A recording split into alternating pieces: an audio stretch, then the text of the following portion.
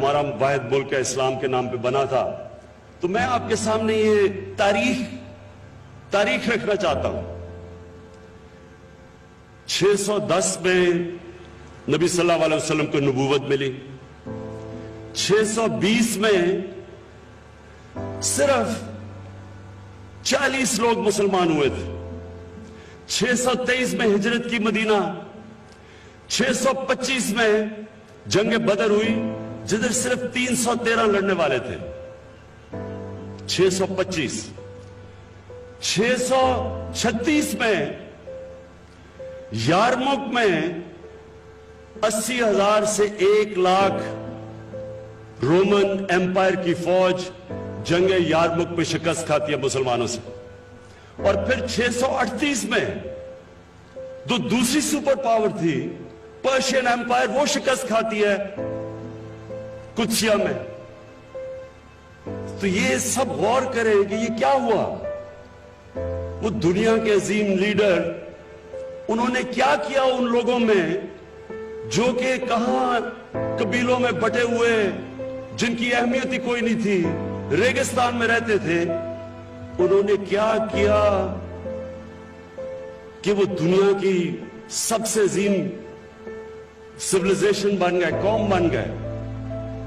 کئی صدیوں تک دنیا کی امامت کی۔ ہمیں قرآن میں اللہ کہتا ہے کہ ان کی زندگی سے سیکھو، ہمیں حکم ہے اللہ کا، ہمیں اللہ حکم دیتا ہے کہ ان کی زندگی سے سیکھو۔ تو ان کی زندگی سے ہم نے کیا سیکھا؟ یہ واحد ملک تھا جو اسلام کے نام پہ بنا تھا۔ ان کی زندگی سے ہم نے یہ سیکھا کہ ایک لوگ ایسے اٹھتے ہیں جب وہ قوم بن جاتے ہیں، بٹے ہوئے قبیلوں کو انہوں نے اکٹھا کر کے قوم بنا دیا، اور انہوں نے کیسے قوم بنایا؟ ہر انسان کا سٹیک ہو گیا اس قوم کا حصہ بننے میں۔ جب ایک انسان کو انصاف ملتا ہے، مطلب یہ کہ طاقتور کمزور پہ ظلم نہیں کر سکتا، جب ایک کمزور یہ سمجھتا ہے کہ ریاست میری حفاظت کرے گی اگر میرا طاقتور سے مقابلہ ہو گیا، تو وہ پھر اس ریاست سے جڑ جاتا ہے، وہ قوم کا حصہ بن جاتا ہے۔ جب وہ یہ سمجھتا ہے کہ ریاست میں اگر کمزور ہوں میری مدد کرے گی، جو پہلی دنیا کی تاریخ کی فلاحی ریاست بنائی تھی نبی صلی اللہ علیہ وسلم نے، میرٹ کا نظام لے آئے، جو اچھا کرتا تھا اوپر آ سکتا تھا، یہ نہیں کہ صرف ایک ایلیٹ کے لیے ایک ملک بنا ہوا تھا۔ اور انہوں نے تعلیم کے اوپر زور دیا، کوئی قوم تعلیم کے بغیر نہیں اٹھتی۔ وہ پرنسپلز انہوں نے سیٹ کیے تھے، وہی پرنسپلز آج جو ہمارے مسئلے ہیں پاکستان کے، انہی پرنسپلز پہ یہ ملک اٹھے گا۔ ہمارے بڑے مسئلے ہیں آج، قرضوں میں ملک ڈوبا ہوا ہے، پانی کا مسئلہ ہے،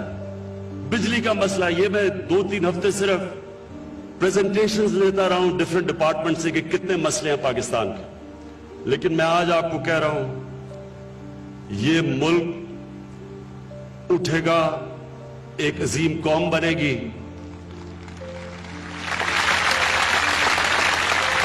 لیکن کب بنے گی؟ جب ایک چھاپڑی والا،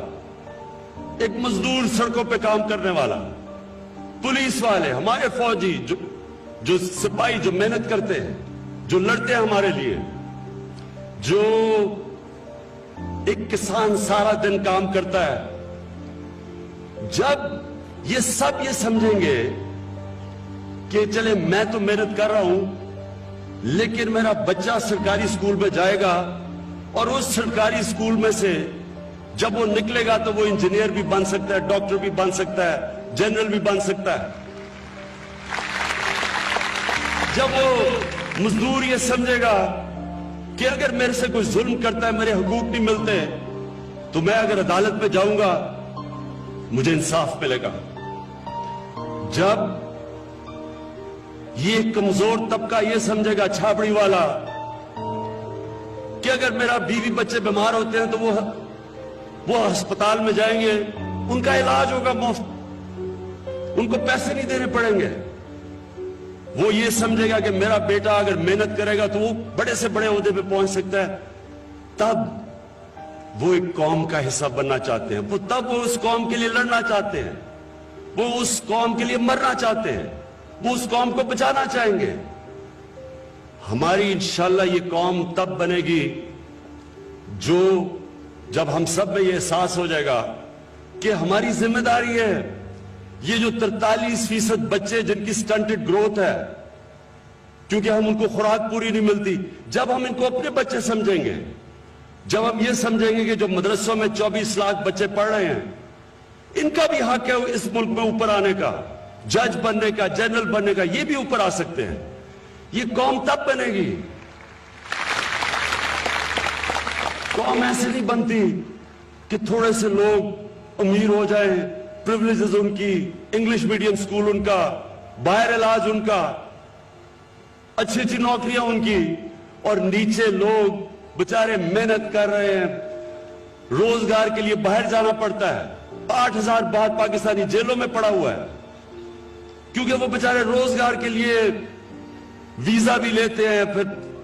यानी इलीगल बॉर्डर भी क्रॉस करते हैं, हर सिर्फ रोजगार के लिए, क्योंकि हम अपने मुल्क में रोजगार उनको नहीं दे सकते।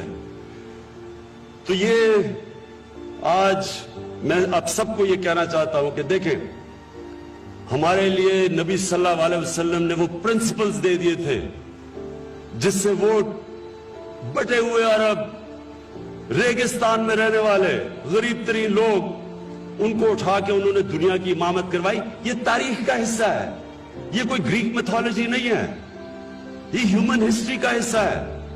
Fall of the Roman empire के अंदर पूरा चैप्टर है कि कैसे सरकार मदीना ने उठा के और दोनों सुपर पावर्स को गिरा दिया। ये तारीख का हिस्सा है, और हमें अल्लाह ने कहा है कि उनकी जिंदगी से सीखो, और हमने उनसे सीखना है। ये कौम ने अगर ऊपर जाना है तो हमने सीखना उनसे।